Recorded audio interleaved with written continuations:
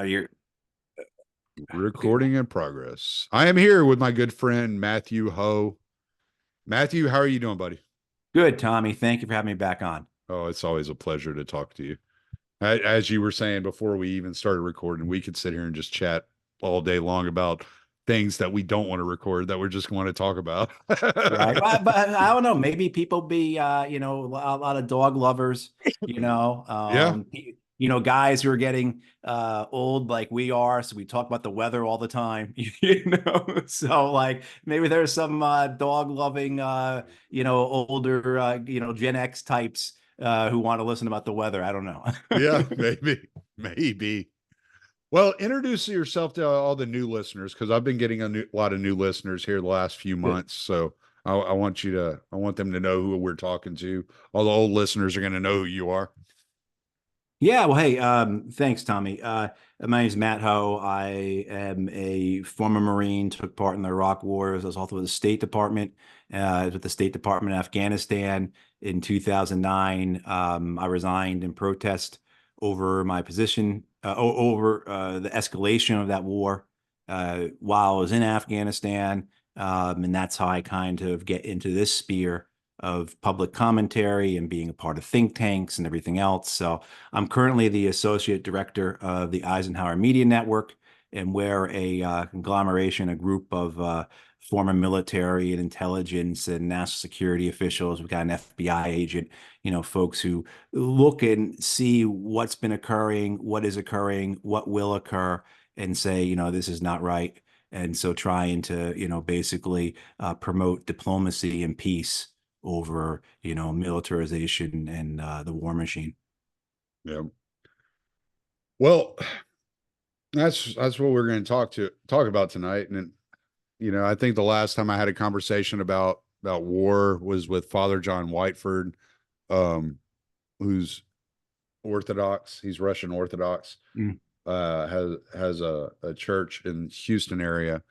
Really great guy, and he keeps real close track of foreign policy, and he's very concerned with what's going on with Ukraine Mm. and Israel.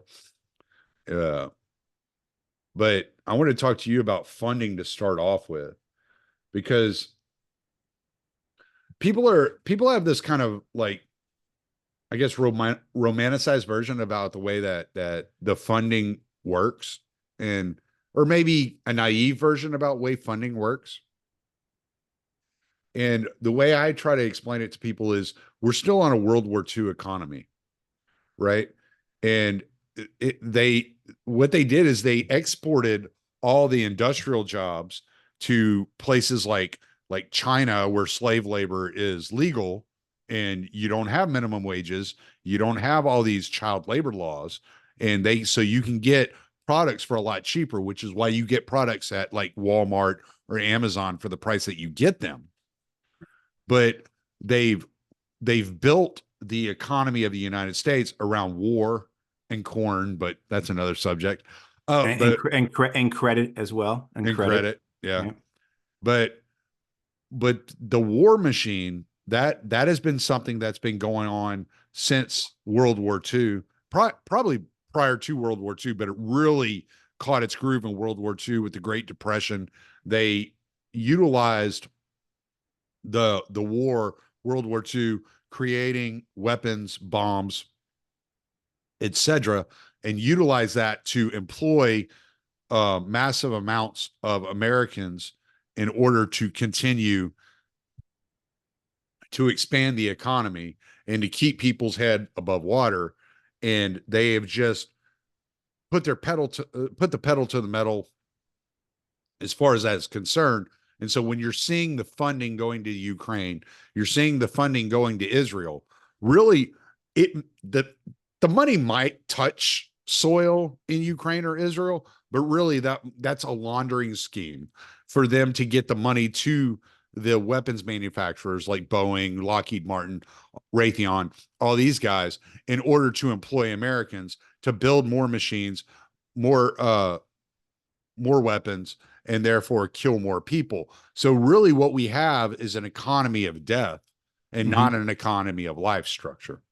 Right. Oh, definitely, definitely. And the historical dimension is really important for people to understand this war economy that we have.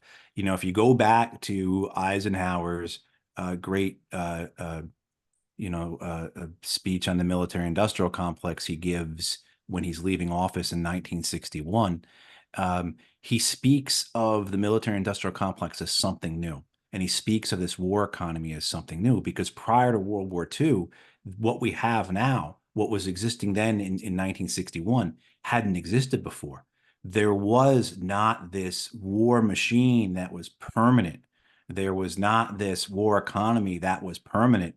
So what you see even say like during Civil War, which was a massive mobilization effort, by the in the U.S.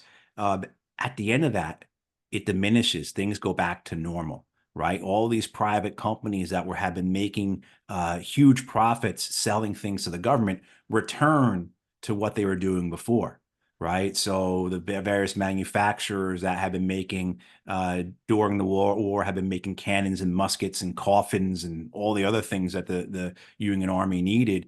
When the war ended, they went back to making the goods that they had previously been making. And what happens during World War II is that doesn't happen. And the other thing as well that happens after World War II is we have the Cold War. The Cold War begins. And this is so important for people to understand that it wasn't just rhetorical. It was an actual experience. We were on a war footing and we've never left that war footing. And so the war economy of World War II, it would have cost too much. Too many people were getting a good deal out of the war economy from World War II to turn that off. And so one of the dimensions of the Cold War is exactly what you described, this permanent war economy. And so that's what Eisenhower is talking about when he speaks about this new phenomenon, this military industrial complex which hadn't existed before. And that has developed into something, almost 80 years after the World War II, it has developed into a behemoth, a Leviathan that extends and reaches into every aspect of American society, whether people recognize it or not. And certainly, when you look at, say, then how policy is made, and you see the great preponderance of effort in policy that comes from the military industrial complex in terms of whether it's the capture of Congress, whether it's making sure that the executive branch is filled out with people who the military industrial complex basically supplies, whether it's academia or the think tanks, how they are fully funded by the military industrial complex. And when I say that, when I say military industrial complex, I'm talking about both the weapons companies and the Pentagon itself, and then by as well the entire ecosystem that it populates. So all the banks, the fossil fuel companies, now of course the technology companies, all these things that are interweaved into the military industrial complex that have this symbiotic relationship with one another. Say the Pentagon, of course, is ExxonMobil's greatest customer. There's no institution that uses more fossil fuels in the world than the American military, right? And of course, when you talk about the banks, look at it this way. So within the money that's going to Ukraine, the $61 billion going to Ukraine, approximately, well, I think it's higher than we thought. Up until a couple weeks ago, we were saying that two-thirds of that money was staying here in the U.S. So of the 61 billion appropriated for Ukraine, 40 billion or so would stay here in the U.S. This goes right to the American weapons companies. That number may be even higher than we thought because we're only seeing in the appropriation about $8 or $9 billion that is going directly in cash in terms of humanitarian assistance or support directly for the Ukrainian government. And so even when you look at, say, there's a tranche of the spending that's 1.6 billion that is going to buy Ukrainian weapons, right? So we are going to spend about $1.5 billion directly purchasing Ukrainian weapons from Ukrainian factories. The Ukrainians have actually turned out to be pretty good at producing some things, and that's what happens in war, and particularly, say, drones. They've done a pretty good job at producing some of those things. So $1.5 billion being spent directly on the Ukrainian factories building those. You're going to think, okay, well, that's not an example of it going right back into the American economy, except who financed those Ukrainian facilities? Who financed those Ukrainian factories? It was the American banks. It was Wall Street that did that. I mean, so you see just how overarching, how broad, how all encompassing this actually is. And we could talk about all different parts of it, but it is a Leviathan, and it has exceeded, I think, as what President Eisenhower was afraid of, what he saw, that what he saw develop after World War II, what he saw occur during his presidency. I think he would be staggered. He'd be blown away to see just how enormous and how powerful this complex really is. Well, you brought up a few things there. I want to touch on a couple of them real quick. So let's talk about BP, their role in Iran Mm. uh, during the coup, because I think that really kind of gives gives us an idea of the way that we operate today, because it was kind of like the blueprint. Mhm. So the oil company going, what was it called at the time? It wasn't called BP at the time. No, it was the Anglo-Iranian oil company or something like that. As soon as you said BP, I was like, man, I hope he doesn't ask me what the predecessor It was that was. Anglo Persian. Maybe it was Anglo-Persian. Yeah, it was I something think it like might have been that. Anglo Persian. Yeah, but It, it it was was something along those lines. yeah, Yeah. and exactly, and then they changed it to the British Petroleum. Yeah. Right. And so what it was a British company that was going through the Middle East and drilling for oil. The Iranian government that was duly elected by the people of Iran, for all those who believe in democracy, which I can't say that necessarily I am in one, because I kind of see many flaws in the way that that works. And I don't want Tommy, a was bunch it of I don't want a It was the Anglo-Persian oil company, Persian. Yeah. APOC. Yeah. Yeah. APOC. Yeah. And I don't want a bunch of 75 IQ people deciding how life is lived in the United States. So, um, which is what it's the, you know what, the older I get, the more I think Idiocracy was a documentary. I'm just going to Oh, say that right now. hey man, we could take the show in that direction. You want, we can talk about this stuff if you want, because I'm happy to, about my own thoughts on democracy and what does it ultimately devolve to. And we're seeing that right now, where we have a captured, if you can call it a democracy, it's all the trappings of it, but it's completely bought and paid for. Yeah. And how was it ever going to be any other way? We'll But dig into some of that here in a bit, because it's kind of insane that I still hear to this day glorified leftist. I mean, I don't like to say it that way, but you got like the Brianna Joy Grays, those type, and they're like, but democracy. And it's like, look around you. Like, what are you looking at? You know, yeah, I gave up on that like 5 years ago, because I was like, this is ridiculous. Yeah, so, but, but yeah, so you had APOC, and they had discovered oil. Iran wanted to, the new government of Iran wanted to basically socialize, for lack of a better term. There may be a better term for that. nationalize. Nationalize. There you go. They wanted to nationalize the reserves, which, you, if you listen to MAGA supporters right now, that's what they want to do here in the U.S. Well, Right? I mean, like, it's we're a not, sentiment that's very hard to argue with. isn't it? Like when you buy property, like I own 9 acres here. And what did my mom tell me when I bought this property? If you sell the property, keep the mineral rights. I Yeah. mean, it's just common sense. Like, you Right. don't know what's under the ground or what's going to develop, how it's gonna work out, right? My my great grandma got paid lots of money from mineral rights on property that she owned, and my parents are still getting checks from those property rights after my great grandma died.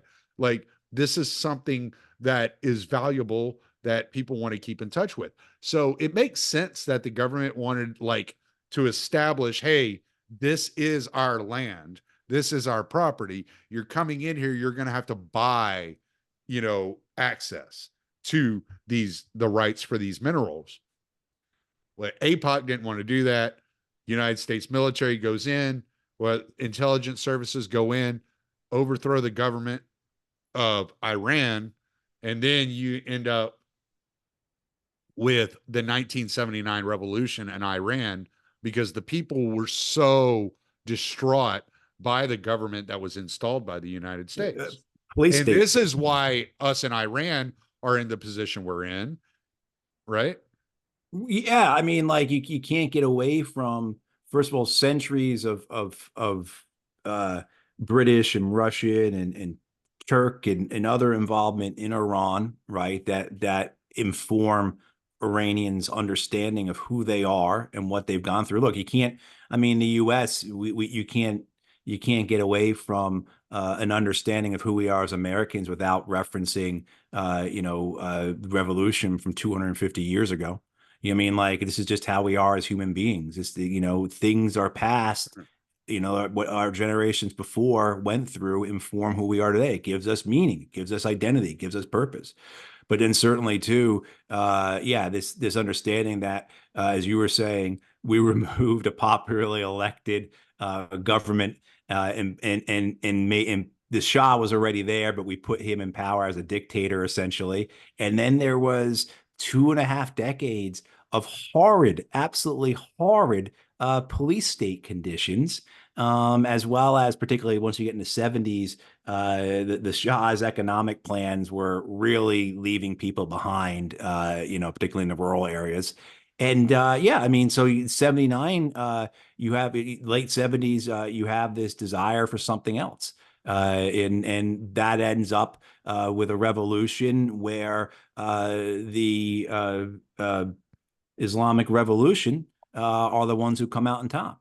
But the revolution that occurs in 78 and into 79 against the Shah is an incredibly broad revolution, very popular revolution, and people of all demographics, all ideologies throwing their weight behind it. And the Islamic Revolution is the one that comes out on top. They were better organized, had more purpose, had better leadership. They also had support from other nations or from outside. I think that helped as well, probably, but including from the Americans, to a degree. There's some history of that as well about the U.S., particularly before 78 or so, U.S. support for the Ayatollah in different ways. So there's all these things. But anyway, that's too much talk. But this idea that, yeah, this conflict we are now in Iran with Iran, it is informed by these events from decades ago, and that defines it. So if you talk to an American about Iran, their focal point, everything relates back to 1979, the hostage crisis. I was 6 years old when that happened, and I remember it. It's kind of like the first thing I remember, right? The first world event, the first thing I kind of remember was the hostage crisis. And certainly, if you're an Iranian, it is the 53 coup, I mean, so those are the starting points for history for us. And unfortunately, those starting points really define for our governments how they are acting with each other. They set the bans. They set the limits on the window on how any discussion is about the U.S. or about Iran, and it's really limiting. And this gets us to the point where we're at now. I mean, there's other factors involved, of course, but where we are now, where it almost seems like there's no hope for going forward ever, because in both countries, it always comes back to the same narrative about this is what they did in 79. This is what they did in 53. And that type of basically kind of like an Overton window, if you will, doesn't allow for any political discussion in either country to advance past that. But what people often miss is what actually started this is the incestuous nature and relationship between the military industrial complex or and these these power centers, not power center, what do I want to say, the energy sector, right? Mhm. Like just Right. this getting in touch, getting control over their energy, getting control over fossil fuels. And that's really where it all started. And now you see it, like you were mentioning earlier, with Exxon and Raytheon and all these companies that are kind of in bed together. I like I can't think of his name off the top of my head. He calls it Mickey Mac. Oh, Ray right? McGovern. Ray Yeah. McGovern, yeah. Yeah. Military industrial congressional intelligence academic complex. You know, Uh, media. He's got media in there media. I too. Yeah. miss Yeah. media. Yeah. Yeah. Yeah. So, and I mean, he nails it. Like it's all tied together now. It may have started off as a military industrial complex, but it's expanded. It's Yeah. become something bigger. Yeah. And we talk about the money, the unaccounted money for Ukraine. You had brought that up, saying that you can only trace about 8 billion of the 21 billion that's supposed to actually be going to Ukraine. So we've seen over the last year, there have been reports that there's been some skimming, Uh-huh. obviously, Uh-huh. which Right. I mean, come on, man. I'd skim too. I'm not above it, you know. But there was Actually, I think you are. I think you are. I might But, be. I might be too chicken shit. I'll be like, it's me. But but there's been some skimming. But there's also been reports that like out of the last package, not the latest one that was just voted on, but the last one that went to Ukraine, 1 billion of that was supposed to be set aside for Ukraine actually found its way into Yemen. And I'm I like, don't. Yeah. yeah, I mean, I only heard about this here the last couple of days, and I'm like, really? That's happening? Oh yeah, they're saying $40 billion is going to Ukraine, but really 39 billion is going to Ukraine. 7 billion is being skimmed off the top. The rest of it's going into, enriching Zelensky and buying weapons. And then there's another billion that's like finding its way into Yemen. And it's like, what is going Well, on? of that 61 billion, about $10 billion are for U.S. military operations. Right. So not, and when you think of that, you think, okay, it's for the army to put more tanks in Europe and et cetera, et cetera. And the Air Force is flying more sorties over Poland or whatever, or over the Baltics but that money is pretty fungible. And so I have no doubt, Tommy, that something like that may be occurring where that money has been shifted because this gets into they're not really using this term anymore. But what happens in the Obama administration is you always had it. It was called Overseas Contingency Operations, OCO, and that was the funding that was meant as the supplement to the base Pentagon budget. So the Iraq and Afghan wars were never paid for through the regular Pentagon budget. They were paid through these OCO accounts, these overseas contingency operations accounts. They can't even call them wars. They call them contingencies, like as if, the Iraq war was just something that happened to us as we were walking down the street, right? I mean, but anyway, so those OCO accounts have always been known to be slush funds. And so what even happens in 2012, 2013, when you have people remember the sequester that occurs where Congress says, okay, we're going to get a hold on spending, and they start to cut the budget, including cutting the Pentagon's budget, which never really occurs. They cut the base budget, but then they throw a ton of money into the OCO budgets. And so even Bob Gates, the former Secretary of Defense, says in his biography, he kind of gloats about how we got around the sequester. We never really lost any money because we were able to pump all this extra money into the OCO accounts. So it's basically a slush fund. So this idea that the money is not going to go where they say it's going to go, totally valid. We've got loads and loads of evidence. We've got the history of Pentagon spending going back decades, right? You also have Ukraine is the second most corrupt country in Europe. The only country more corrupt, supposedly, is Russia. And I think at this point, you're talking about degrees of difference that really don't matter too much, right? It's like prove Yeah. it. Yeah, I mean, like, so I think like that's this idea that this money is not going to go where they're going to say it's going to go, or also, if you go and you look up what the House Appropriations Committee puts out in terms of uh, where this money, it's so vague. And you have to dig into the 1,000-page document to actually find maybe that one line that's maybe 8 words long that actually says where that $1 billion is going to that you just talked about. You know what I mean? So it is the whole process is corrupted. The whole thing is a racket. We really need to emphasize on just how the whole thing is rigged to begin with. So one of the things that people noticed recently was the White House admitted that we started sending these ATACMS missiles over to Ukraine, something that people have been clamoring for 2 years now. So you got to send ATACMS. ATACMS are going to change the war. They're not going to change the war, but they have a range of 200 miles, and that's why everyone wants them. So they only got sent over a couple of months ago, and it was done very quietly. And now they've been used a few times, and it doesn't seem like they've done too much. Seems like the Russians have shot them down, which is pretty much what I think everyone was expecting to happen. At least people who are being honest in their analysis. And but the thing about the ATACMS are a couple of decades old already. This is something that never gets brought up. They're a couple of decades old, and Lockheed has new missiles coming out to replace the ATACMS. So those new missiles didn't get delivered until December. And then in February, we start sending ATACMS. And the ATACMS cost $1 million a piece. The new Lockheed missiles, they're called PRISMs, PRSMs, Precision Strike Missiles, what they stand for. ATACMS or stand for Advanced Tactical Cruise Missile or something like that. But these new PRISM missiles that Lockheed has, the ATACMS cost $1 million.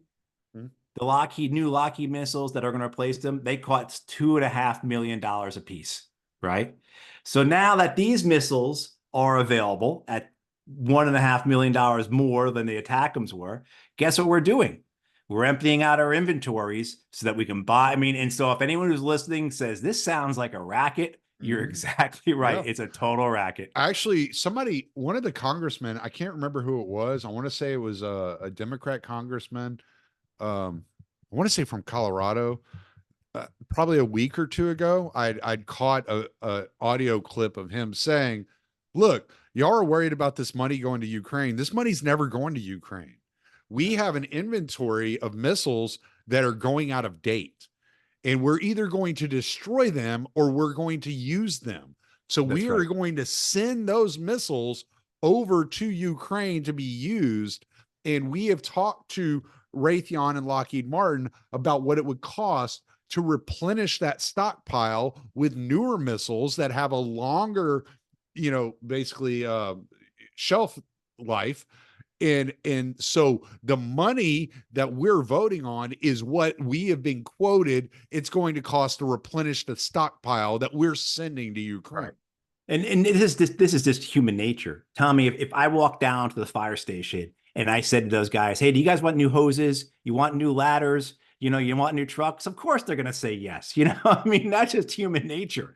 I mean, but then the aspect about this is that so within again the $61 billion for Ukraine, about $26 billion is going to replenish US stocks, including more than $10 billion that were in the hole on that were never replenished. And there is a growing suspicion that just as the Biden administration was sending large weapon shipments to Israel without informing Congress, and then of course not informing the public or the media about it, and like playing games, keeping like kind of like how if you don't want your bank to report you to the IRS, you don't ever put in more than $10,000 at a time, like that type of thing. That's what they were doing with these shipments of weapons to Israel, was they were keeping it under the line where it would have been congressional notification was going to be required. And there's a growing suspicion that this is what the White House has been doing these past 6 months,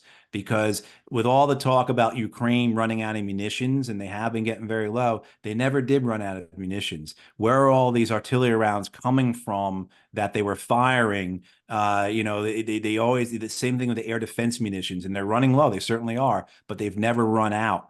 And the suspicion is growing that the Biden administration was secretly sending weapons to Ukraine. And also, too, when you look at this thing of that, you guys are in the whole $10 billion on weapons that need to be backfilled. How is that possible? You're not supposed to be able to.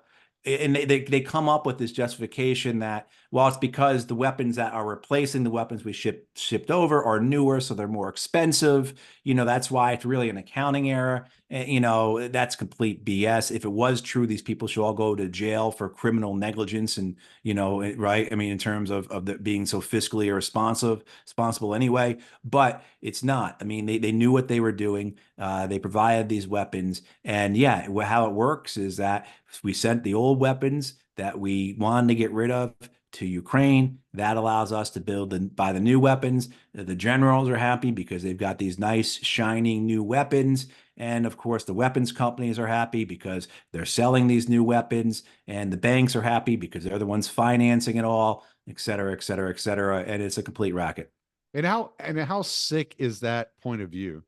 We have these murder machines that Yeah, are sitting on the shelf about to expire. If they don't kill anybody, we wasted the money building them. So we got to kill somebody with them. right. Like And it's not, that's it's insane. grosser than that because this gets us the newer, shinier, sleeker, And we right? can kill more people. We can maybe if they work, they probably don't work. They We probably can don't like the right F-35. exactly.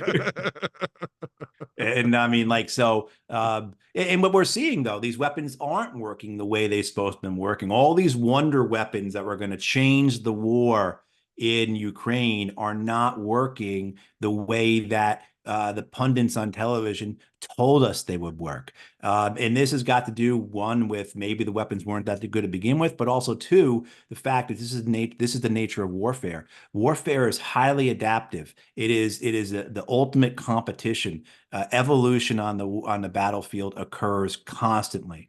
So I had this when I was in Iraq. I did a lot of my Marines and I did a lot of looking for IEDs, for improvised explosive devices, roadside bombs, and anytime we brought in a new piece of kit, a new piece of technology, we did a new tactic, whatever it was, within 30 to 60 days, the insurgents had adapted, right? So whatever measure we brought in to counter their IEDs, within a month or two, the insurgents had at least begun, and sometimes they've fully accomplished it, had done a counter to our countermeasure kind of thing, right? And it just Mhm. was that was the nature of warfare, just that type of action reaction.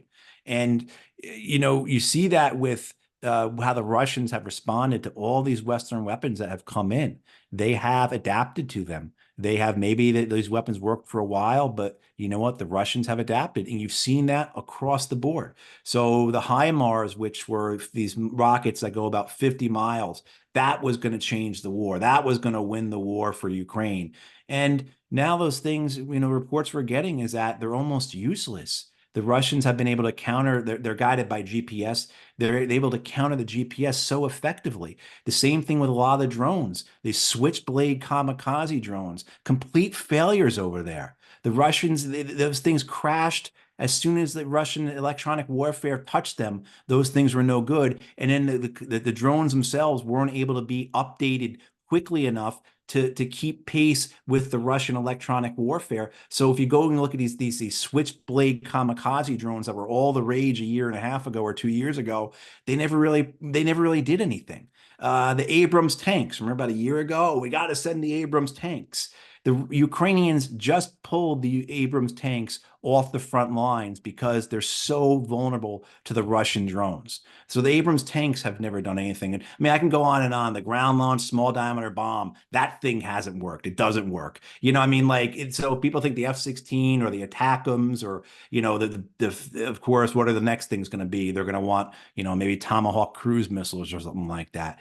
That will only have an effect for a certain amount of period. If it has an effect at all, it's not going to change the war. But the deal is that this is how you keep the war machine going, right? This gets back to our conversation earlier, just several minutes ago, about how being on a war footing helps. I mean, Right. a permanent war economy, you're always in demand. You always need these things, and if you're not going through your inventory, well, then you've got to at least upgrade or you got to bring in newer things. So you're always going to need new fighter planes. You're always going to need newer ships. You're always going to need new tanks. Yeah, I mean, and then of course, if you can marry that up with having an alliance, if you're an empire, so you can sell them to all your vassal states, even better. And there's always that argument of we're at war. We have to do this. This is necessary. Our survival's at stake. And they will always be able to find an enemy. And so this war economy, yeah, it's a pretty good gig if you can be in it. Well, the war economy is just a, a larger version of the broken window fallacy, Hmm. right? Or the candle maker's problem. right? Have you heard I about the don't know the candle? candle maker's problem. What's Okay, that? so the candle maker's problem is the candle maker's making all these candles and he's selling them to people, but they can only use them at night. So he Yeah. lobbies Congress to blot out the sun so he can sell more candles. You know, Right. and that, I mean, that's what we're dealing with. We have a there was a story. I want to say it wasn't Hayek. Who was it? I think it was Mises, Ludwig von Mises. Uh, Right? He goes to China and he's watching all these workers in China and they're digging with these ditches with shovels. And he looks at the guy in charge and he goes, "Why don't you bring in backhoes? You'll get this job done a lot quicker." right. And he goes, "Well, this isn't about efficiency. This is a jobs program." And he goes, "Well, why don't you take the shovels and give them spoons?" You know, Yeah. and that's what we're dealing with here. It's such an issue. They think if they think the only way to keep the economy going is to continue to break windows so that the window maker can make more windows. And they don't Yeah. realize that that money could be utilized on suits, on food, on other things. And there would be other economic structures that pop up in its wake. It's kind of like when the automobile came around, they didn't need all those people walking around the streets shoveling horse shit anymore. Right. You know? Right. Exactly. I mean, so before we get back into the economics of it, I mean, one thing about being at war is it's so good for politics, right? So that's where you see the confluence of you see a successful, victory after World War II in the United States is now, the United States has saved the world. All the tropes, all the narratives, all the storylines that come out of World War II, which we still depend on so much in terms of the narrative of who we are, our own identity now as an empire, as a nation. Certainly listen to any politicians, whether a Democrat or Republican, you will hear those strains throughout. So it's so good for war. I mean, so it's so good for politics. So that confluence then of the industry that benefited from the war, as well as the politicians who benefit from ongoing war, right? To be able to use it like in a demagogic nature. Mm. What that then does, though, is it makes anything else impossible, right? Because you're at war, there's no time for anything else. When you're at war, that means the war is the priority. So everything else becomes secondary. And that means every other industry is now secondary to war. It also means, on another aspect, say, regards to diplomacy, there is no room for diplomacy. You're at war. There's no room. There's no time. You can't talk peace now. We're at war. And whether it's a cold war or a hot war, right? You mean we have to, and you see that now. You see that in the way people speak about what's happening in Gaza, what's happening in Ukraine, this coming war that they all see in the war in China. Oh, there's no, we have to cross the First Amendment. You can't speak about these things because we're at war. Our survival's at stake, right? We're up against this really bad enemy.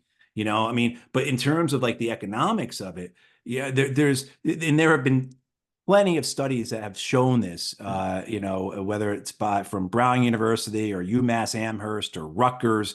I mean, there's just been one study after another that shows the defense industry, the military industry, is the least productive form of investment by the government in a society by far. Out of like 19 industries the government can put money into, number 19 in terms of how productive it is, it's the military industry. I mean, it's just in the sense of it just doesn't produce that many jobs. It's money that goes into things but this is probably the most important thing. It's money that goes into production that does not return anything to society. So if you look at anything else, you put $1 into healthcare, you put $1 into education, you put $1 into infrastructure, that's going to create more jobs than the defense industry will. But also, too, your society, your people now are going to get something. There'll be a return on that investment. You build these F-35s and Columbia class nuclear missile submarines and everything else. What's the return on investment to the society? You build roads and bridges, you build hospitals, you build schools. It's pretty apparent what the return on that investment is, right? And so what this in terms of opportunity costs, we can also get into the whole thing of that. Even though it doesn't work this way, right? Our federal budget, there's not a big pot that revenue goes in and they then spend, then what they spend comes out of that pot. Right. But that's the argument that's used. So you can't justify spending on healthcare or on infrastructure or on education because you're spending all this money on defense. So we don't have the money to spend on whatever it is, education, healthcare, transportation, because all our money is going to defense. And so, I mean, where this hits us in so many different ways, the opportunity costs of this are massive. And can you imagine what our society would be like if we weren't spending trillions and trillions and trillions of dollars on war, which returns nothing? I mean, it's even worse than returning nothing because the second largest source of federal spending, discretionary spending, that is, after the Pentagon, is the VA.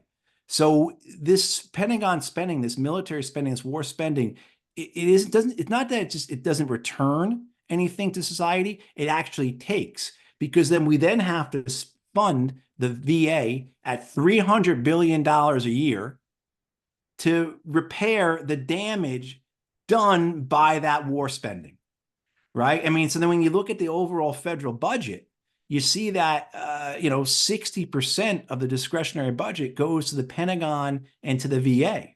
And Mm. then when you throw in Homeland Security and like basically the militarized domestic version of all this, you see it go up to about 70% of our of our federal budget, discretionary spending, goes to either war or to law enforcement.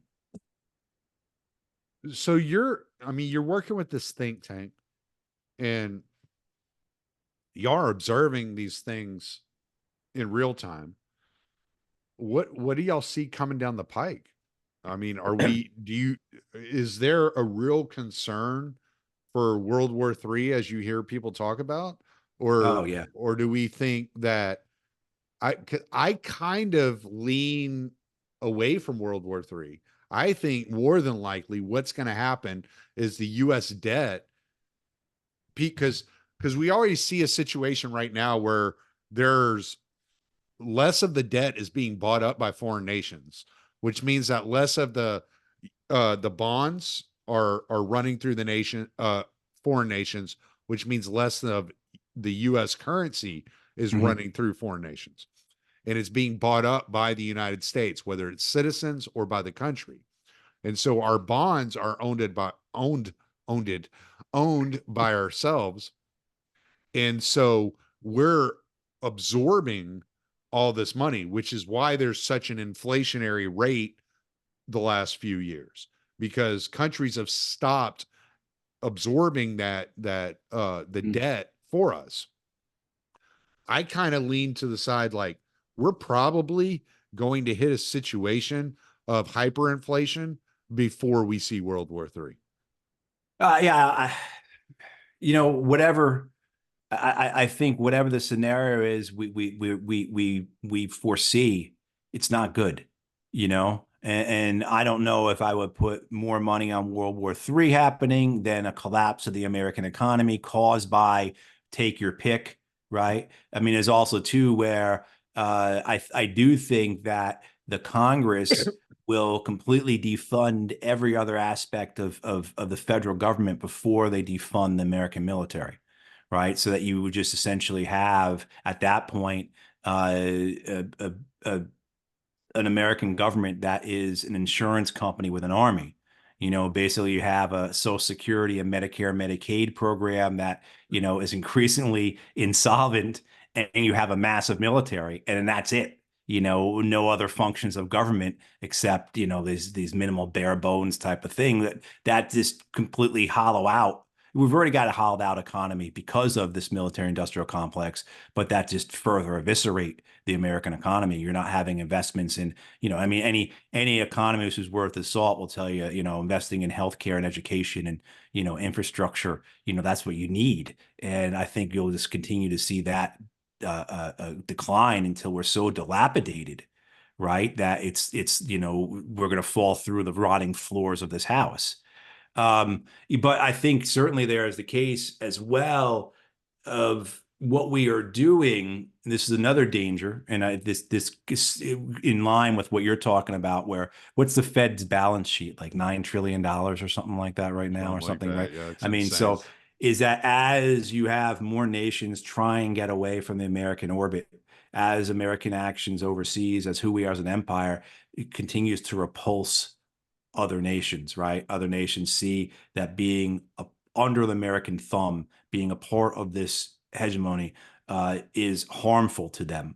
They are going to find alternatives. And we certainly, of course, BRICS Bricks. countries Yeah. being the best example of that. That's only going to accelerate. You're only going to see aspects or attempts at de-dollarization, right? So particularly a big target would be the petrodollar.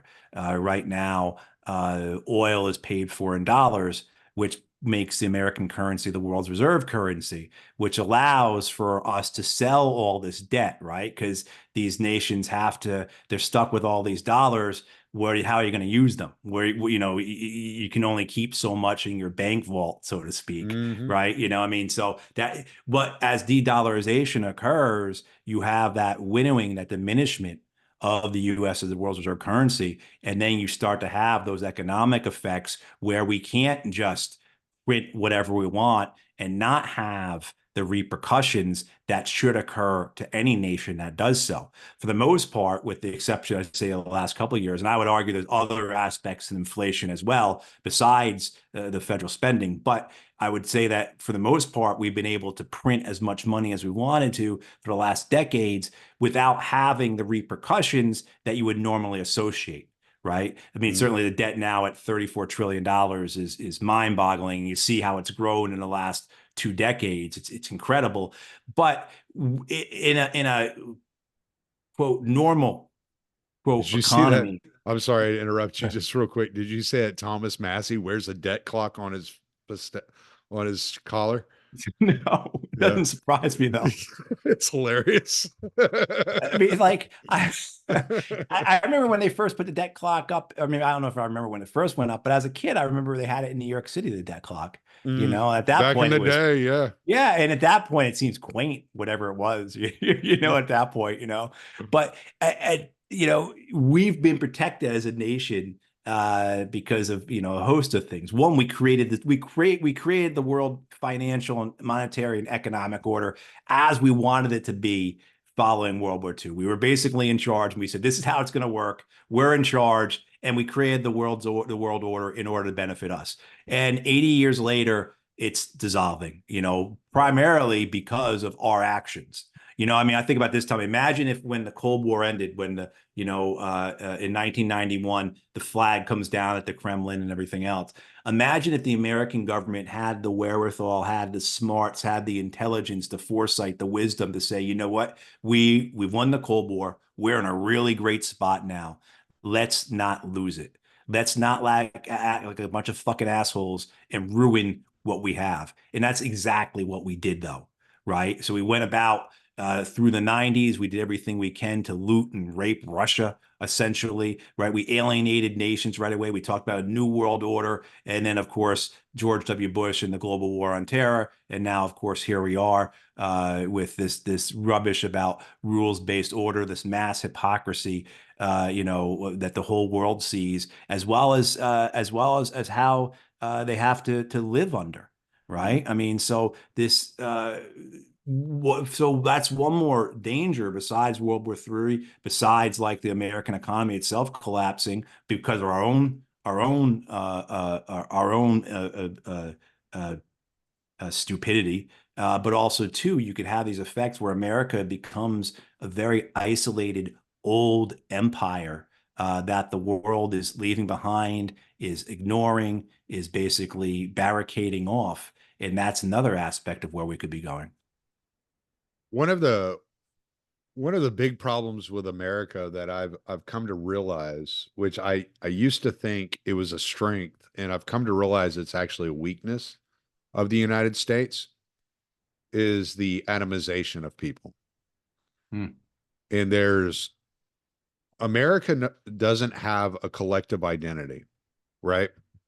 So even like in let's say in the founders day, they had some sort of collective identity. They may have like they associated their state as their country back Right. then, Yeah. but there was something there. There was the reason that Robert E. Lee joined the war was because of his ties to Virginia. It had nothing to do with his ties to slavery. You know what I'm saying?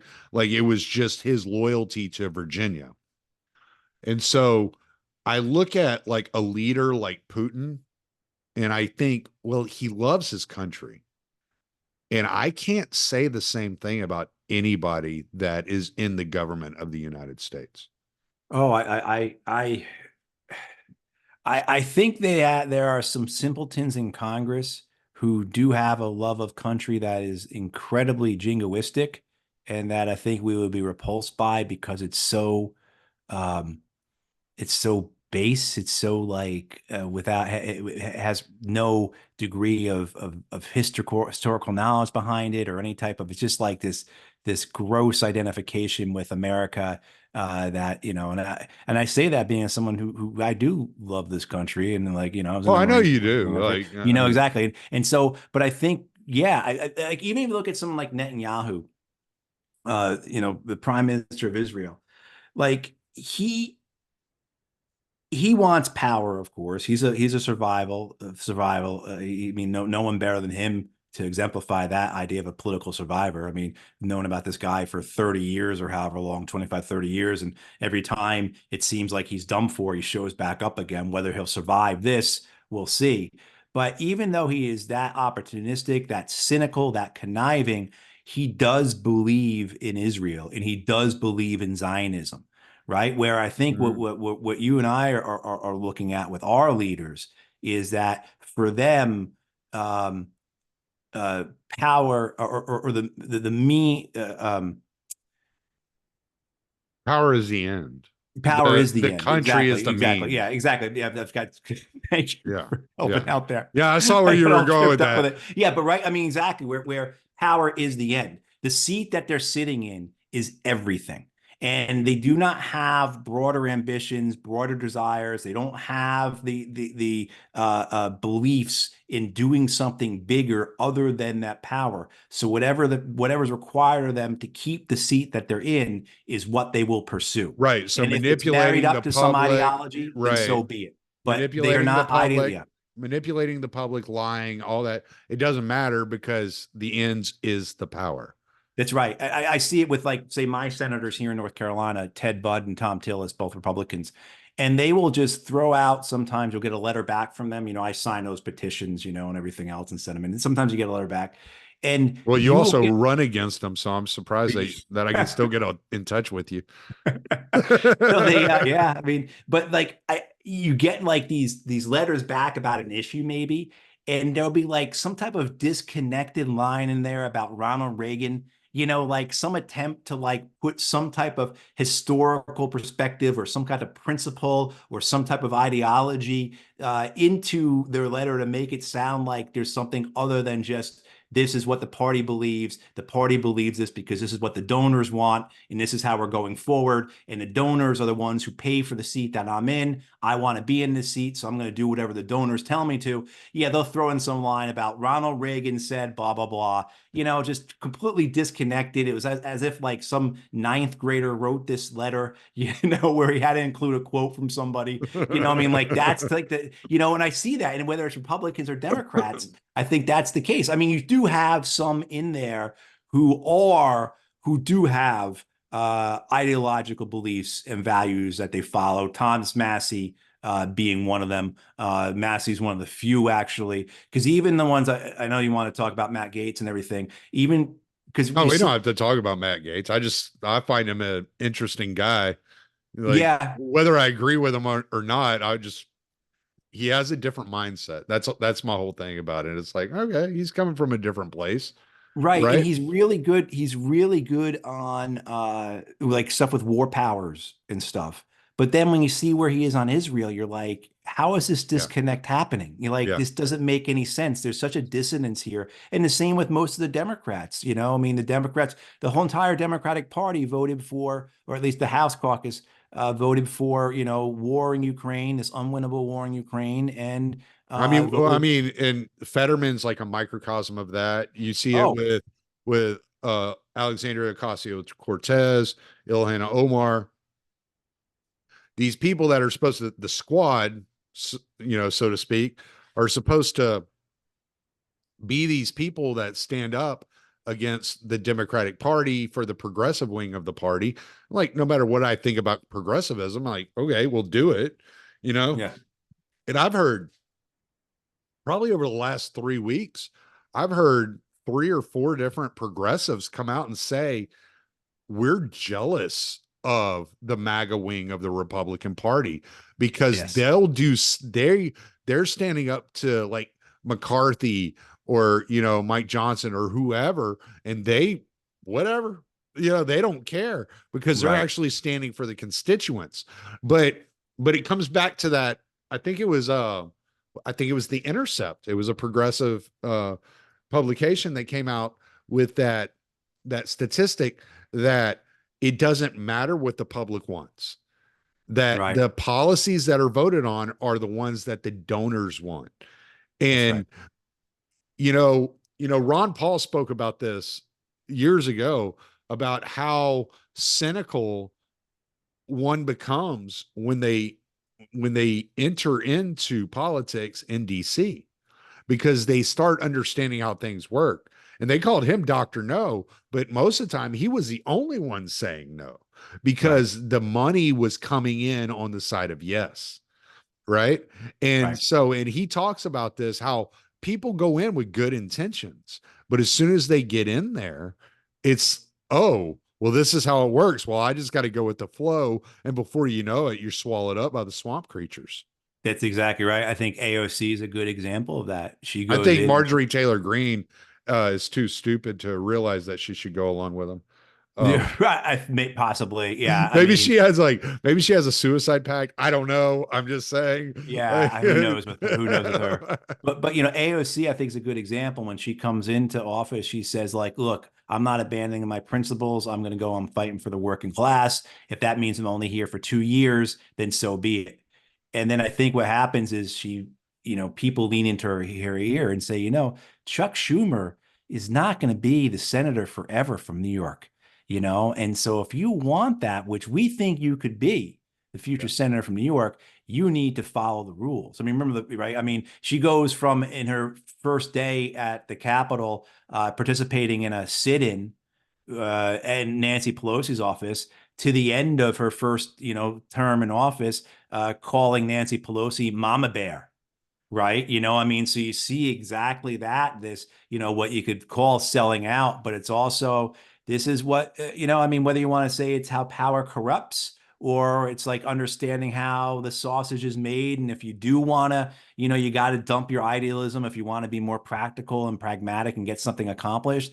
But I mean, I think that the reality is that there are very few in Congress that we can point to and say that is a dedicated man or woman, that is a person of principle that I admire. And so with Tom Massey, I mean, I for people who don't know me, I was a Green Party candidate, so I agree not on a lot with Tom Massey, but on some things I'm in violent agreement with Tom Massey on.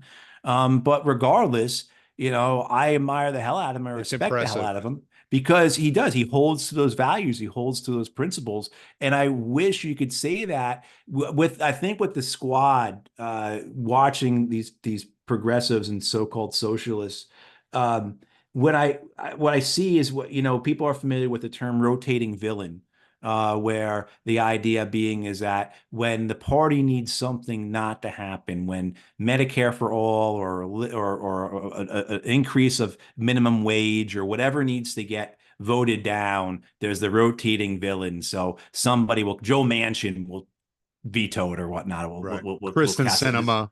Yeah, Chris is exactly. Though Yeah. I think those two actually, I think actually they believe in those things anyway. Yeah. At They least, might just be centrists, yeah, which, exactly. So, but there's also this concept of the rotating hero, where the squad, they keep their heads down, and then one at a time they'll pop up to do something. So one Ah, at a time they will stand up and oppose this, or they will oppose Biden on that, but only one at a time. And so they get some headlines, they get their chance to go on, meet the press or whatever, and talk about how they're standing up for workers, or they're trying to do something for healthcare or whatever it is. But they never do anything together. And you certainly don't see, and this is people on the left, progressives have been yelling about this. There was when um, uh, so in 2022, uh, wait, hang on. No, I'm sorry. It's 2018 when the Democrats took, or actually January 2019, when the Democrats took control of the Congress. And um, there was what was called the force the vote issue, where progressives wanted the Democratic members, the squad essentially, to hold back their votes for Nancy Pelosi as Speaker in order to get concessions. And this was particularly towards Medicare for all. They wanted an up or down vote on that.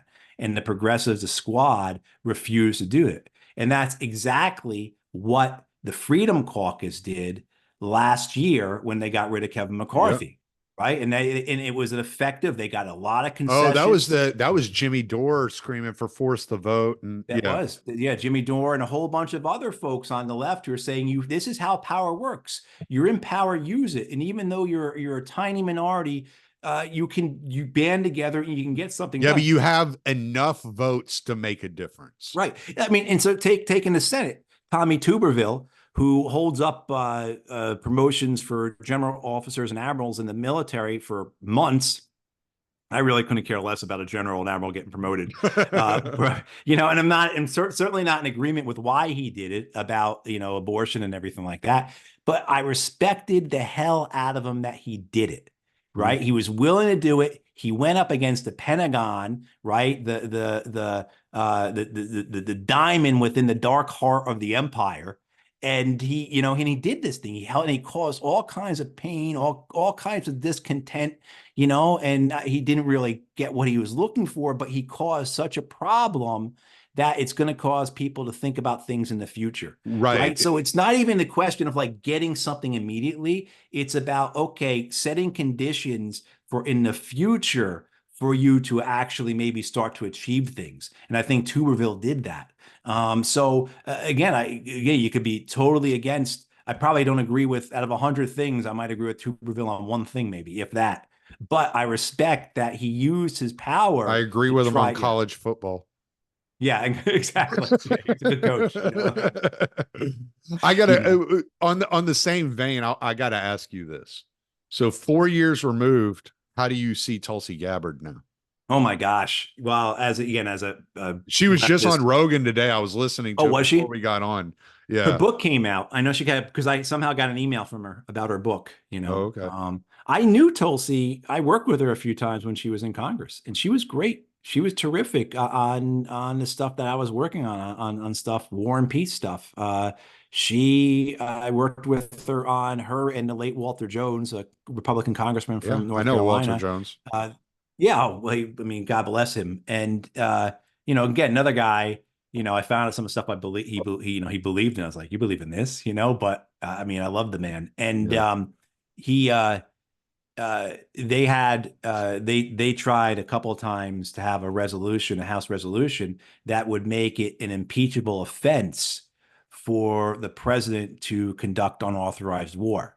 Right. So while now we have this ridiculous War Powers Act, which has Yeah. so many holes in it and everything else, shown best, of course, by the House actually the War Powers Act actually being enacted over Yemen and President Trump just vetoing it, right, shows the whole futility of the whole setup. But anyway, Jones and Tulsi had this, what it's going to be is if you don't come to Congress, this is an automatic referral for impeachment. No question. That's what it is. And, so great stuff like that. Yeah, she certainly either was faking who she was 5, 6, 7, 8 years ago in Congress, or she has had a change of heart, or I think more likely has seen where maybe she needs to be politically to be successful. I mean, certainly I believe that she's sincere in her distaste and probably hatred for the Democratic Party, which is completely understandable. And maybe she came back to some of her old views because before she was in Congress, she had a record of having anti-LGBTQ statements and some other things. And that changed when she ran for Congress. And then she was really good on those issues when she was in Congress. She was getting great scorecards from those organizations supporting, that community. And, but now, particularly anti-trans stuff, like that's her thing. So I don't know, was she faking it when she was in Congress? Has she had like a real change of heart? I don't know, but that's all to say, yeah, I mean, I'm not sending her any money for her campaign or anything like Well, that. I don't think she's running for anything. I was just curious what you think about her now, 4 years out, because kind of the impression I've gathered, and I've listened to her a couple of times, long form interviews like on Patrick David, and then with Joe Rogan a couple of times. Yeah. The idea I get, like at least what I'm kind of gathering from her, is that when she was behind the scenes and she was looking behind the curtain at the DNC, she realized it was all a lie. Yes, I believe that. That's kind of what I gathered. And she Yeah. was, and she's been, and then she sees, no matter what anybody thinks about Donald Trump personally, when you see what has been happening with Donald Trump, it's kind of like, this is naked. Like y'all's like your entire, you're process prosecuting him on a crime that may have occurred in 2016 and is, you know, a misdemeanor, but you're charging him for a felony, and you're saying that he interfered with the election of 2016. And it's like, he didn't interfere with the election of 2016. He ran against Hillary Clinton and he won. That's what Right. happened, you know? Well, and now, I mean, the thing that's so horrific from that period is the FBI spied on him. Yeah. Well, Like our intelligence they services. just re-upped the FISA. Right. I Yeah. mean, like that, and I'm from the New York area. I've known Donald Trump my whole life. I've not liked the guy my entire life and, and everything else. And still, you can have the objective honesty or the ability to be objective and try and be honest and look at this and say, this is wrong, no matter who, Right. who it is, this is wrong. And I agree completely with what you said about Tulsi and seeing the DNC for what it was. I can tell you she's very competent. She's very smart. She's very capable. One of the things when you work on the Hill is you get to understand who's smart, who's competent, who's not competent based upon their staffs, Mhm. right? If their staffs are made of morons, the member of Congress is probably a moron as well. And you see that. If their staffs are full of like really bright, capable people that are great to work with, that's probably how the member is as well. And that was my experience working with Tulsi's staff was like, these are good folks. This is a good, sharp group. Like there's no one's pulling down this team kind of thing. They're all starting players. And I think that was a reflection of her. So I would not underestimate at all who she is. And if she wants to do something, she will do it.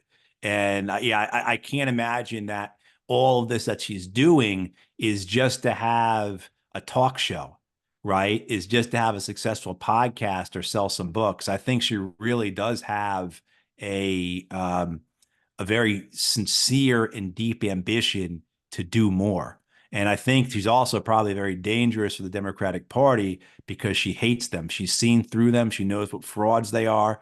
For me, it's just this question of why she flipped on so many issues, it seems like to me. But, I mean, that's, I guess neither here nor there. I mean, I think that the point for me is that she's very competent, she's very capable, and she's someone that should be taken very seriously. I think when it comes to, and I mean, we don't even have to dig into this. We're pretty much at the end here, I think. But I think when it comes to the LGB movement, and this, if you ask me, T has nothing to do with any of those other letters. Like, I'm just gonna say that. That's Mhm. just the way I look at it.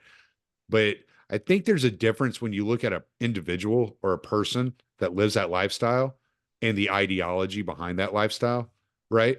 So it's when you're engaging with an individual that's lesbian or gay, that's completely different than engaging with somebody who's a lesbian or gay ideologue, right? You see what I'm saying? Yeah, I mean, the same way that like if you engage with a small business owner, it's entirely different. You know, an individual small business owner, it's entirely different than dealing with someone who is you know, adherent to capitalism, right? You Right. know, in the sense of right. You know, I think I'm following what you're saying. Yeah. And so I've noticed the ideology of of like, let's say, the queer movement. I don't even know what else to call it. But that ideology that follows those letters is completely different than any individual person I've ever met that's gay. It's just like Yeah. Uh, it's more aggressive. It's almost like it's almost preachy, and it's a turnoff. I think that's probably the case for most things. I think that's probably the case for most things. You know, you could meet someone who is a say like a A I don't know libertarian. a libertarian. Yeah, I mean, or right. You know, I mean, you know, most libertarians I know are not as extreme as some of the ideology that's Most out there. libertarians I know aren't real libertarians. I mean, well, in a sense that like most libertarians I know are not going to be like, yeah, the fire department shows through your house, you should receive an itemized bill, you know, for you know, what I mean, Right. like, because you get that extreme with some, right? I mean, same things too. You can meet, you know, whatever it is, whether it's black nationalists, white nationalists, whoever, and then the ideology though is incredibly more, as you said, aggressive or more forceful than the individual would be. Right. Yeah, I mean, I think that's the case. I think I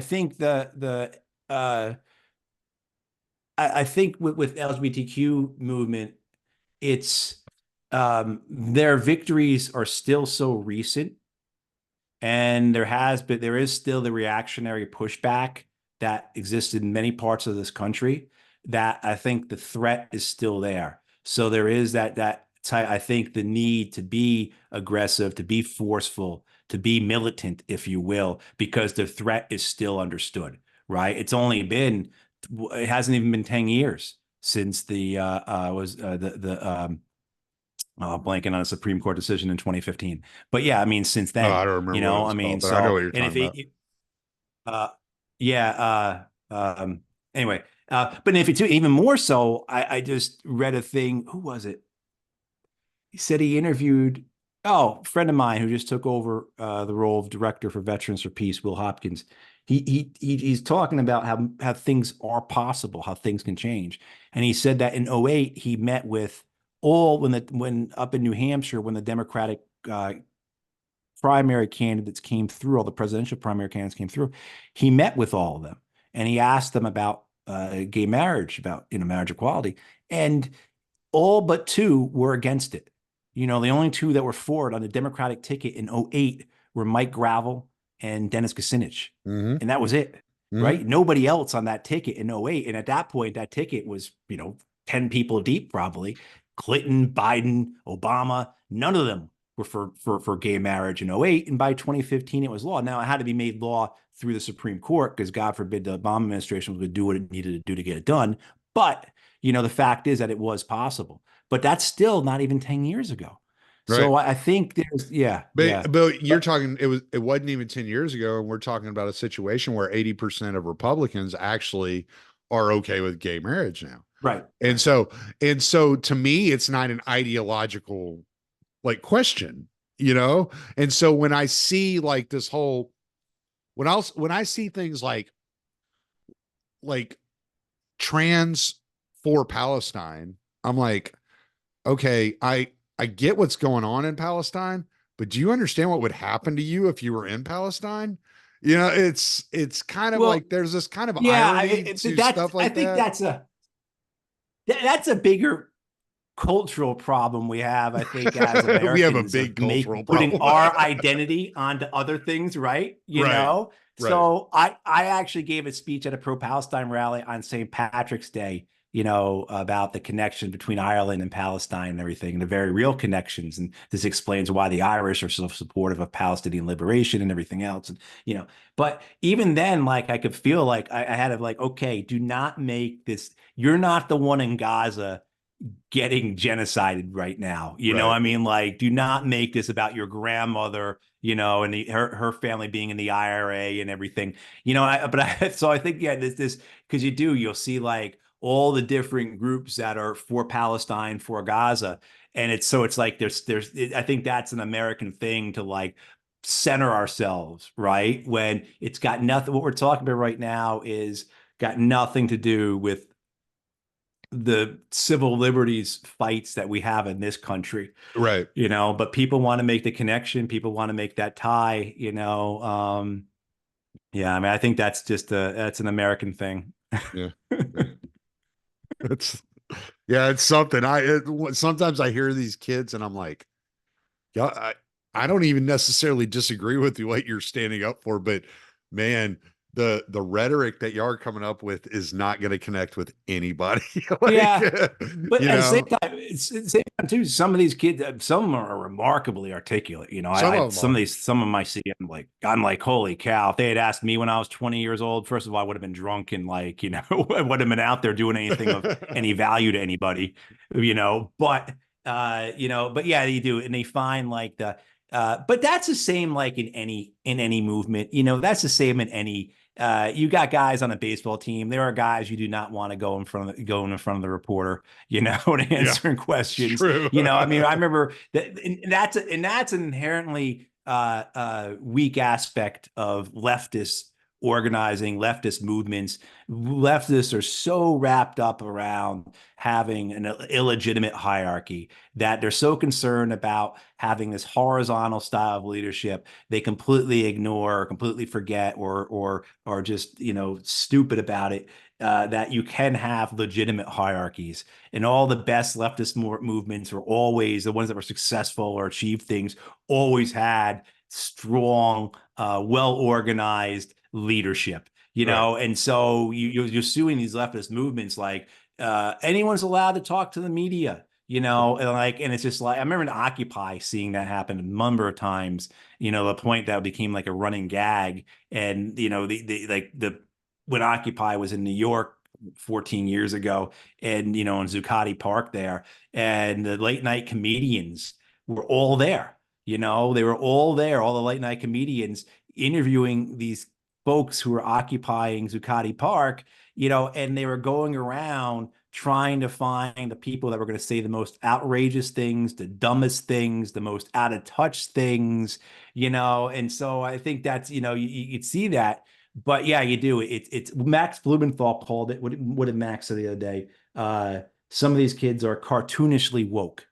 And yeah, I mean that's the case, but they're kids, I mean, like, I but and we shouldn't even call them kids, so but yeah, I because think they're young men and young women. But yeah. that's the main thing that's always kept me away from the left. It's I cringe at the lack of understanding of authority Right. because I mean, I grew up in a household where it was very obvious. I was a kid and my dad was the dad, and it was very obvious. Like Right. there was a structure that I was going to have to follow, and it's like to me, it's just a sign of very little discipline, and Yeah. I just kind of I shun it shuns it shuns me. I just kind of like no, I don't necessarily disagree with everything you're saying. Now, I mean, I think protesting personally, I think it's a waste of time, honestly, because what we were talking about earlier, like you look at what the policies that come through are. How many of them have anything to do with the American people, and how many of them have to do with the Right. donors? And it's something like 90-10, if it's even that close, Right. right? Yeah. Yeah. Yeah. And so I I find protesting to be a waste of time. But I'm like, if you're gonna protest, protest the people that are actually involved and not some college. Like, why are you stopping some random kid, some normie kid that doesn't know what the hell is going on, why you're protesting? Why are you stopping him from going to class? He just wants to go to class and take his finals next week, get his degree, and move on in life. He doesn't know what the hell you're doing. And that bothers me. Yeah. It's like you're Well, stealing. Well, you're stealing from that kid. That kid's invested time and money into this, and you're taking away that last experience of being a success on the thing that he's been or she's been so dedicated to for the last 4 years. You're taking that away from them. And it's like, why are you taking that away from them? Go up to DC, go cause a ruckus up there, you know. I mean, yeah, I at think with least the, then yeah. there would be some explanation as to what you're protesting. I don't get what you're protesting at a college. Well, with the colleges, it's about getting them to divest from the weapons companies and from Israel. I mean, because they've got How many billion. I mean, some of weapons? these companies. What? How many weapons are colleges buying? Well, I mean, in the sense of like their endowments. I mean, Oh, these okay. right. It's getting that money out of the weapons. I mean, you're talking tens and tens of billions of dollars. You're talking massive amounts of money that are right. And that was, and so my view on protests is that, look, they were incredibly successful in the 60s, the 70s, and into the 80s, right? You're right. So you have the civil rights movement, My you have the dog's standing Vietnam, outside the anti-Vietnam. window You staring at me. Boogie standing right there so staring you at have me, all the fussing. which one? Which one is that? Is that Butters or Boogie? Boogie, the one who rode with me on the truck, he comes to the window. He's like, "All right, you've been in there a while." He had come in a while ago earlier when we first Well, started talking. I don't know if he's let's wrap up with this because this gets back to like what we talked about originally about democracy and everything. And so I think what happened is that you had successful popular movements, right? You had really successful civil rights in Vietnam, environmental movement. The nuclear movement going into the 80s was very successful, right? You know, uh, that allows for that nuclear movement in the 80s. You know, they got like 2 million or 2 million people in the Central Park in 83 or whenever that was.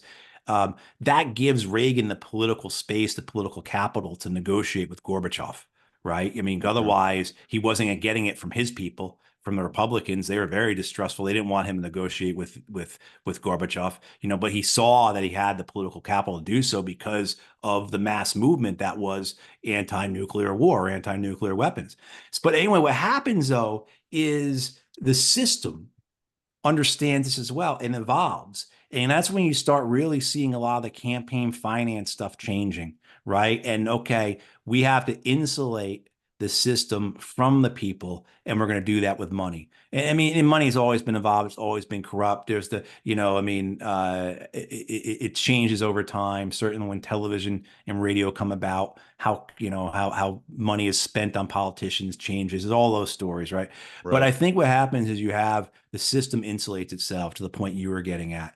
And what we have to do is we have to find a way to fight asymmetrically against that insulation. Now, I think where protests have success now is not in a direct moment, but in the aspect of organizing, mobilizing, and educating people. And if you look at, say, the protest movements against the Iraq War, which were massive, right? Absolutely massive. Biggest mass turnouts in human history were the anti-Iraq protests in early 2003. Right. And it doesn't have an effect right away. Right? Bush and Blair, fuck you, we're going to go do this war anyway. But what it does is that forms a base of resistance to the war. And by '06, the Republicans lose Congress because of it, right? And in '06, the war in Iraq is the biggest issue in the elections. In '08, Obama wins because of the Iraq war. He beats Hillary Clinton because of the Iraq war. Then he beats John McCain because of the Iraq war. The Bush signs the SOFA agreement, the Status Forces agreement with Iraq in the summer of '08, committing the U.S. to getting out of Iraq by the end of 2011 in order to try and remove the Iraq war from the '08 elections, right? The idea being is like, let's put an end to this war. We say we're going to get out. We're keeping our troops on the bases, no more casualties. let's get this war out of the election so that McCain has a chance to win. He doesn't have a chance to win anyway. And so what you see, and to the point, even in 2016, there's a lot of research out there, not a lot, but research done by both Harvard and the University of Minnesota that show that the 2016 election, the Iraq War had a huge effect on, because in counties throughout the U.S. that Trump wins, that sorry, in counties that have disproportionate rates of casualties that overly are represented in the casualty figures from the Iraq and Afghan wars. Those counties go to Trump, including counties that, when you strip away all other factors, this is a decisive factor, is the Iraq war. And those counties allow Trump to win the war. So there's this understanding that the Iraq war, even though it's not spoken about much, in 2016 has a huge impact on that election. So I think the protests have value in that, not in the moment. No one's going to look out the window and say, "Oh, you know what? Those kids are right. No more money to Israel." But in terms of the cumulative effect, in terms of an indirect effect lasting over time. Now, what we're seeing, of course, now with how the campaign financing is, how basically the system of legalized bribery, to your point, the strength of the Israeli lobby, what effect will that have in the elections in November? And then what effect will that have going forward?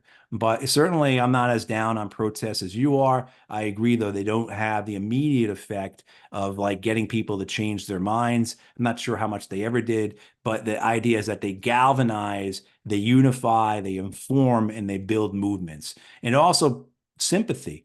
I mean, like, people are watching this and they're seeing these kids who are, if you're watching that, who are sitting in tents getting attacked by police who are kitted out like they're stormtroopers from Star Wars. I mean, it starts to build sympathy for them. Why they did not, these colleges and the federal government and the state governments, why they did not just ignore this, just say, yeah, you know what? For the next couple of weeks, you guys can camp out over on the quad there. We don't care. Within 2 or 3 days, the media would have stopped paying attention. No one Mhm. would notice them. The kids would have gotten bored and walked off. But now you've given them a reason, a purpose, as well as you set up this huge constitutional fight. This is free speech, man. Whether you agree with it or not, it's free speech. And the I have fact that you've no got, issue yeah, that I know, they're doing it. I know where you are in this. The fact that you've got like state troopers coming in, marching in, and clubbing kids, like this is a police state, man. This is not what anyone should want. I mean, it just adds to that and it builds. Yeah. I did have an issue with the Oh. Hamilton Hall thing. Um, Uh, and come to find out, I think it was something, it was the majority of the people that were arrested that had broken the windows and broke into Hamilton Hall there on Columbia weren't even like mhm. students. They were outside activists that had come in. And I think that's like, and why, number one, like, you're not going to win a lot of sympathy with destruction of property.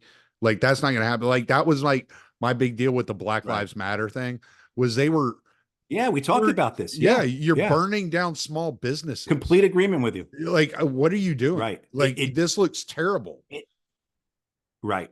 It does. And it provides, even if it's one window that's broken, that's what the TV news is going to show. Right. And that's Yeah. all you need to lose strategic messaging. And now you've gone from protesting to rioting. And what does Mike Johnson, Speaker Johnson, call these kids on campus, as well as the faculty? It's the professors as well. Terrorists. Yeah, He calls them, I've heard them called yeah, terrorists by yeah, people. exactly. They rioters, mobs, terrorists. I mean, like, so you do anything that feeds into their messaging, it's plus the media is on their But side in this. yeah, with the Black Lives Matter, the funniest was the media when it was like mostly peaceful but fiery protest. That was the worst. That was so But you terrible. did. I mean, you could have, like, such a great example is I think there is, I can't remember if the numbers are 20 or 25 million people went on the streets for the black in 2020, right? 20 or Right. it's either 20 or 25 million. I can't remember off the top of my head. And I mean like I think 12 or 14,000 people were arrested. And when you look at it though, and how massive it was, and for the property destruction and the violence that occurred, it was like really minimal. I mean, but it doesn't matter. if there's just one thing that happens, let alone burning down an entire police station, as much as you want to see a police station burn, it's just not good I did strategic. not complain about that at all. I Right, didn't. exactly. But it's not, I was actually, you know, Pete Quinones, he used to be at the Libertarian Institute, yeah, and I yeah. had him on, or I was on his show right after that happened, and he said, "Yeah, well, I'm not going to cheer for them burning down a police station." I said, "Well, I kind of laughed, like I Yeah, I just, mean, you yeah, I know, mean, so like like, but we can agree on like that's not how you win over allies. right, Like the people who are going to cheer for that are already on your side, and and you saw that happen in 2020 when the protests start in what May of 2020. A majority of Americans are supportive of the protesters because they've seen this. They've seen this police brutality that's happening. They right." understand it. They're sympathetic. And then what happens is you lose the Well, strategic messaging you also lose and some you people lose when the you turn people. it into a race thing, right? Well, yes, that Because too. there Yeah, was that's that guy, very there was that kid in Arkansas that the police kneeled on his neck and killed him, but he was a white guy, so nobody talked about it.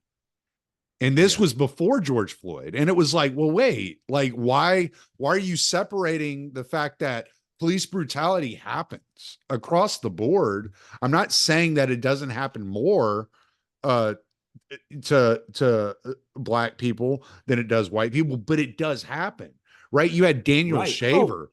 You remember Daniel Shaver?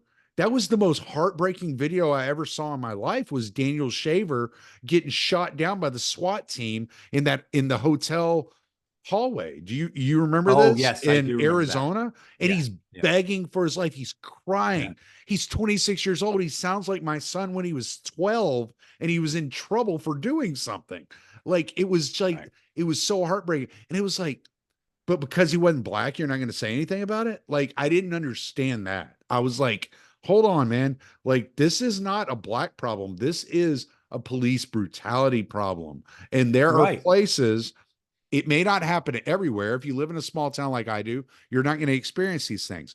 But if you live in Mesa, Arizona, if you live, you know, in Minneapolis, you're going to experience these things. right. I mean, if you go into rural Western North Carolina, which is predominantly white, out in Appalachia, basically, you Mm, have the same issues that the black folks have in the cities. It's right. just a difference of one, there's not the detention there. Also, too, there's not as many police either. You don't have these large police departments, but you have the same issues. You have the same issues. You have the same issues of cops doing all kinds of things that just massive violation of civil liberties, but also too just brutal, absolutely brutal. I mean, so I mean, you go on if you ever go down this rabbit hole, like on Facebook, I'm sure it's on TikTok or whatever, but all these memorial pages that are set up for people who've had their dogs killed by cops, you know? And there's a lot of white folks who have experienced that where cops show up, right, without a warrant or maybe with a warrant or whatever, and they kill your dog just because, I used to right? get Just because. I used to get nervous when I would have to go to Laredo because I would have to Mhm. come back through a border checkpoint. 50 miles Yeah, in, I'd have to hit a border checkpoint and I'd have Boogie with me. And Boogie, whenever I would roll the window down, he would run directly and jump in my lap and look out the window and lean out there. right, And he looks intimidating. And I got lucky every time I ever had to do that.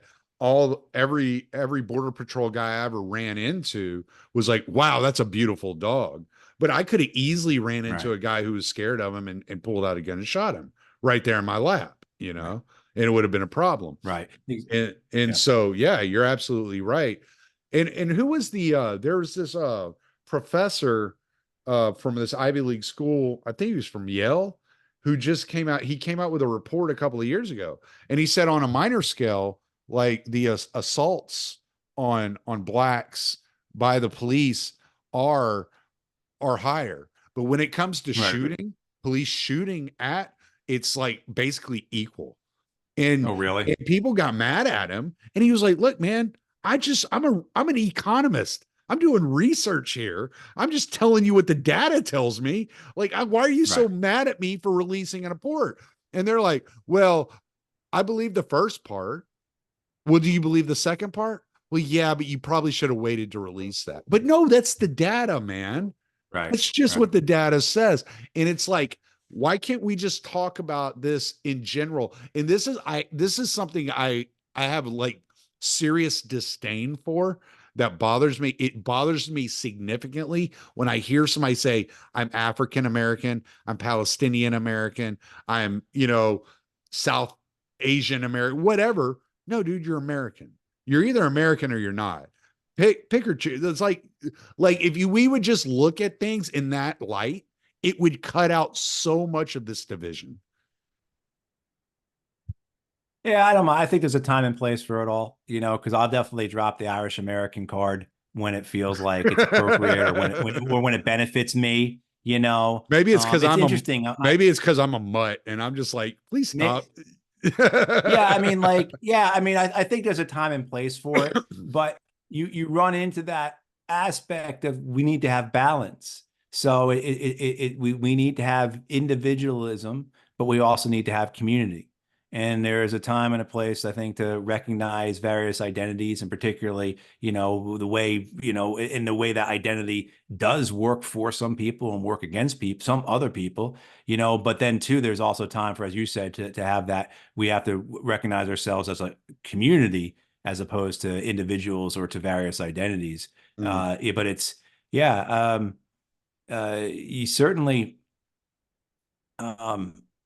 I was gonna say something about the like I forgot. I lost my train of thought. I'm sorry. All I was saying though, I just think it shows unnecessary division by labeling yourself that way. To me, it just seems like it's unnecessary to divide yourself that way. You don't have any other countries that approach citizenship in that same way, and you don't hear somebody say that I'm African French.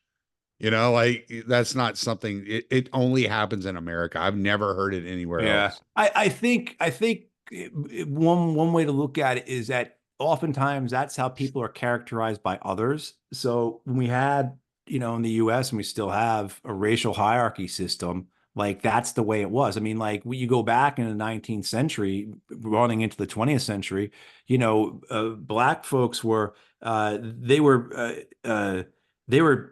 characterized by how black they were, right? Mm. So if you were a quarter black, an eighth black, you get the quatroons, you get I mean, like all the octoroons, I mean, like all the different classifications. And then Mulatto, yeah. yeah, right. And then so you have a hierarchy that existed where, if you had, if you're only half black, you were entitled to certain things. I mean, like that's the way our society was formed. It was shaped, it was organized that way. So I think that's just who we've been as a nation for so long in terms of characterizing people. And even among white people, I mean, like, whether you were Irish or Italian, certainly Eastern Europeans, I mean, there's a hierarchy and all that. And particularly say if you're Jewish, I mean, there's always this hierarchy. I mean, so I think as we try and escape from that, because it's something that we do need to escape from, people still characterize people that way. And other people, of course, will take on because that's their identity, because we are unique in a lot of ways, I think. I mean, I don't want to say that because there are other nations, certainly there's tribal identities and ethnic identities and everything else. But in the US, it is so prominent, as you say. It I is. think it was just I think it's It just can be a on real my problem. mind. I think it's just on my mind because this week, um, do you watch MMA at all? No, no, I haven't watched it in a Okay. long time. So there's a guy named Michael Chandler. And he and his wife have adopted two children. Well, they're both white, but they have adopted two black children. And somebody asked him about this, and he's like, well, number one, he didn't get into details about how it came to be that he adopted these two black children, but the mother was chose them to adopt the child. And like in both Mhm. cases, he was chosen by the mother to adopt the children. And but Right. he was like, I'm not raising him to be them to be black men. I'm raising them to be men. And I was like, yeah, like obviously. And he caught all Yeah. kinds of flack for that. Oh, you don't know what it's like to be black in America. And it's like, man, you just got to let this man like raise his children because he's giving them a millionaire lifestyle. He's giving them a much better opportunity to move forward in life than they would have ever had in a single parent household, with only a mother that was barely making minimum wage or maybe a drug addict or whatever her issues were, that made her decide that she wasn't capable of raising her own child. Mm, Like, got to give the guy a break, man, because he and his wife, I don't think they can have kids, and they were looking to adopt, and this opportunity came to them and they jumped on it. They didn't say, "Oh no, I want a white child. I want a child that looks like me." right. Yeah. He was just like, "Yeah, I'll do that." Yeah. I have friends from high school, same thing too. They have five children. Two are their own. They're white. And so and then they adopted three black kids, uh uh brothers and a sister. And the Mm, same thing too. They knew the family, and that's how that came about. And yeah, they will say that the identity is there whether you want it or not. In a sense that Andy will say his boys are so his biological son uh is the oldest, and he's through college now. And then the two adopted boys are in high school. I think they're junior and senior. And he says like just how people approach them and how they view them, and even like in a sense of like how people are afraid of them. And he says like when they were little there wasn't really that much of that. But when they became young men, when they became teenagers, white people would look at them in a way, and a lot of times they didn't know Andy was their father. So mm, there his times people would say stuff, and like so that identity is there whether the person wants it or not. And that's a real hard thing to reconcile. And so there's got to be a balance. And then and then I would say this about identity as well. It can either be something that is useful and beneficial, informs who you are. So like me, my grandmother, and our family and the IRA and everything back in Tipperary, and how that informs me now and how that helps me have an identity and everything else. And uh, but at the same time too, you end up maybe having that identity prevent you or preclude you from actualizing anything else. mm. Right. And I think, all right. I mean, so yeah, I mean, it certainly is. I didn't think our conversation was going to go into this I other than didn't have to either, talk about the F-35. But but I identify as an accident because that's how my parents told me it happened.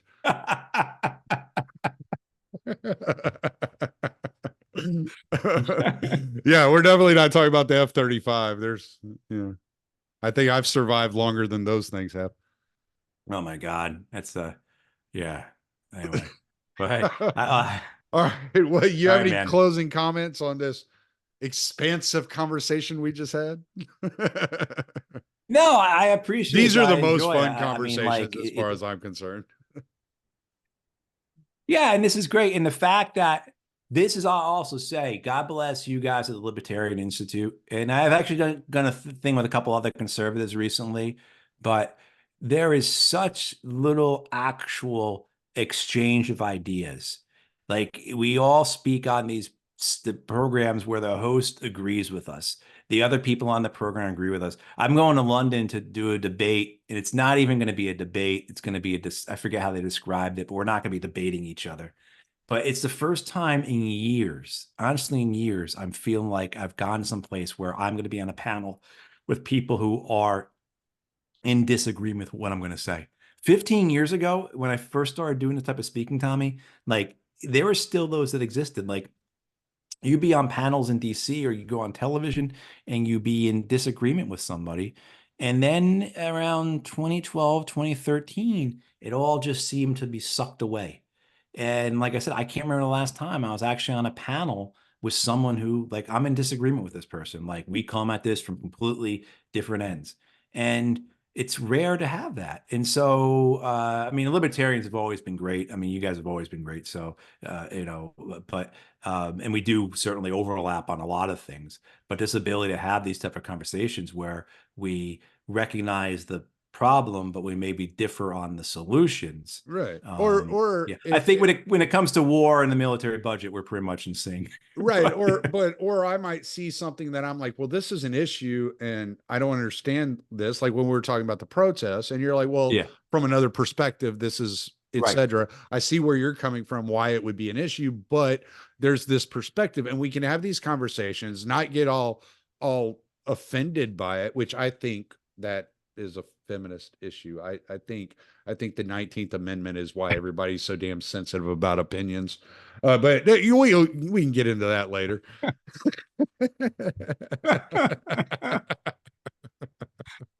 Oh, I'm sorry. Yeah, I got to be controversial a we'll leave little that at bit, that. man. I got to say something to get you in trouble.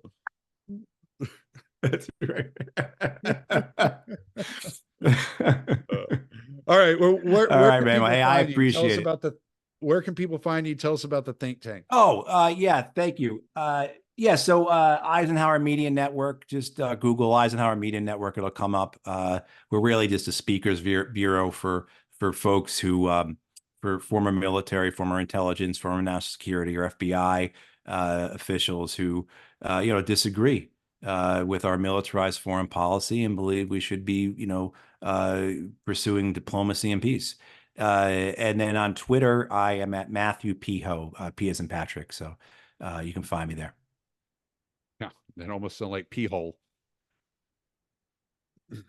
I'm sorry. All right, Bubba. Well, I'm going to stop the recording. If I can find my mouse. There it is.